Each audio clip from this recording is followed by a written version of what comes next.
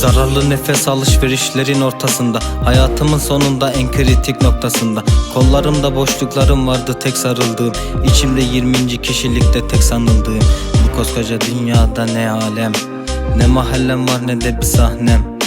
Sözlerimde kayıplar ilave, yalnızlık dilimde şehadet gibi düşer yüzüne düşer dibim. Sözüme küsen 7. tümendeyim.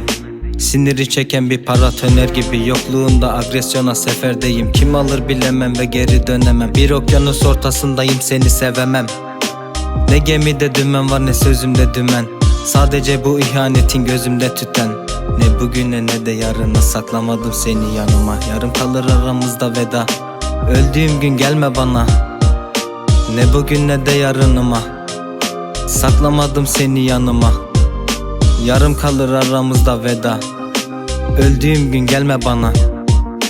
Aktı gözlerimden tuzlu su değil bu sefer kan. Eğer bugün bile sahte olduysan sahte kal. Aramızda oynaması gereken bir sahne var. Vakti doldu bu kez, atmıyorum gözlerinle zar. Kumar değil bu el alem ne derse desin.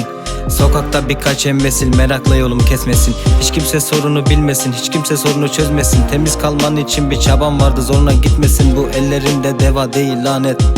Toparlamaz hatayı bu günah kokan davet. Zararın ortasındayım dedim bırak kâr et. Üste çıkmak için attıklarında isabet yok. Kim alır bilemem ve geri dönemem. Bir okyanus ortasındayım, seni sevemem. Ne gemide dümen var ne sözümde dümen. Sadece bu ihanetin gözümde tüten. Ne bugün ne de yarına saklamadım seni yanıma.